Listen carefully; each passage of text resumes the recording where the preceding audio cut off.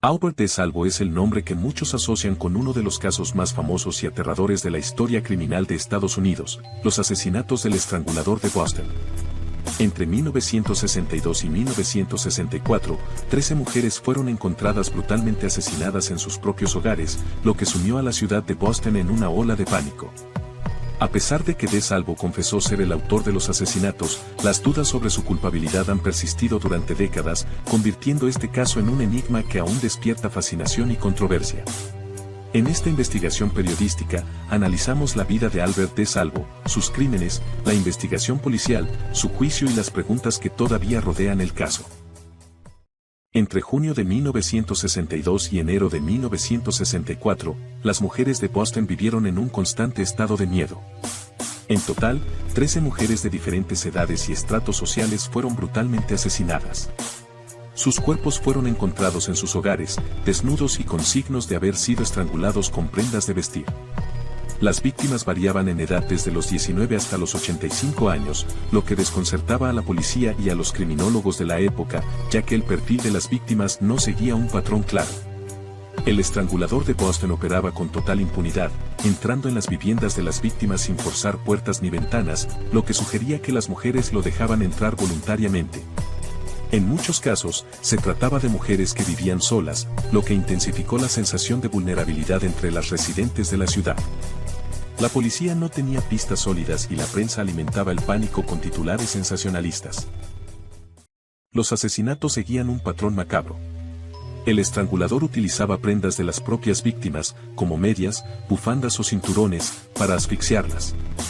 En muchos casos, los cuerpos estaban dispuestos de manera ritualista, con signos de abuso sexual y poses que sugerían que el asesino buscaba humillar a sus víctimas incluso después de la muerte. A pesar del terror que estos crímenes generaron, la policía no logró avanzar de manera significativa en la investigación durante los 2 años que duró la ola de asesinatos.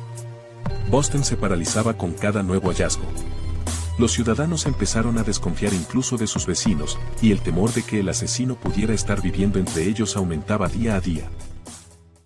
En 1964, Albert DeSalvo fue arrestado, no por los asesinatos, sino por una serie de violaciones y delitos de invasión de domicilio.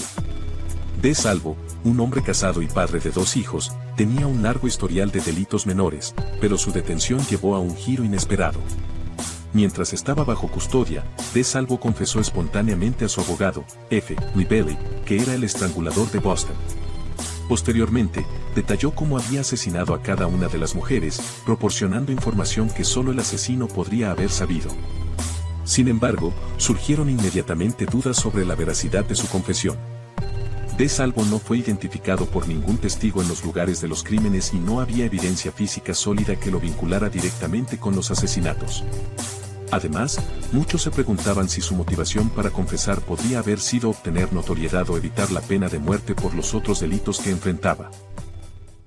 A pesar de la confesión de DeSalvo, nunca fue juzgado por los asesinatos del estrangulador de Boston.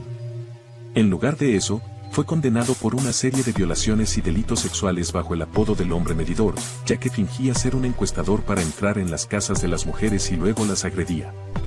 En 1967, fue sentenciado a cadena perpetua en lugar de la pena de muerte, algo que muchos interpretaron como parte de un acuerdo no oficial basado en su confesión sobre los asesinatos.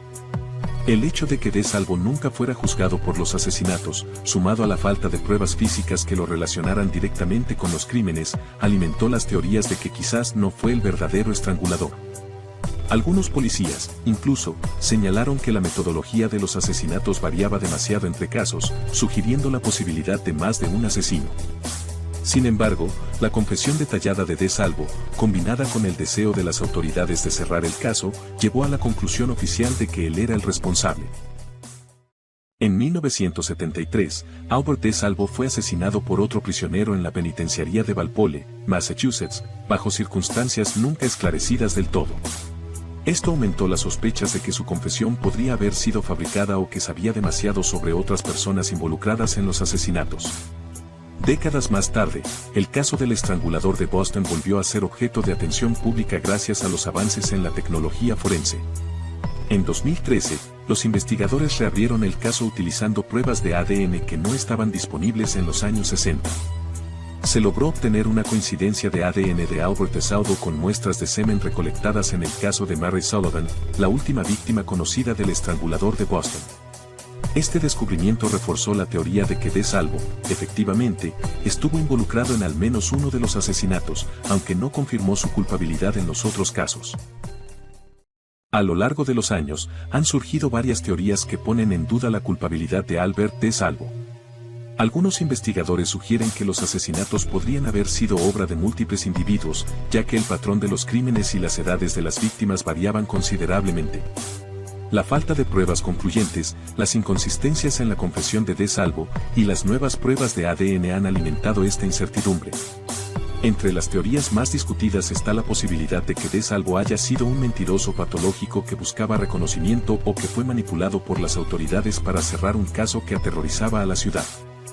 Otros investigadores, sin embargo, mantienen que DeSalvo fue, de hecho, el asesino, pero que las fallas en la investigación original impidieron que se recopilaran pruebas suficientes para condenarlo por los asesinatos.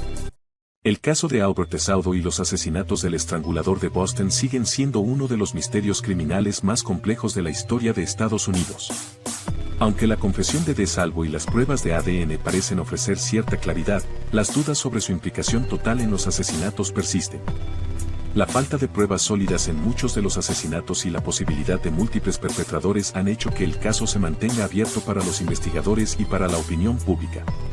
A pesar de todo, el legado del estrangulador de Boston sigue vivo en la memoria colectiva como una advertencia sobre la naturaleza a veces elusiva de la justicia y el miedo que puede apoderarse de una ciudad cuando un asesino en serie está suelto.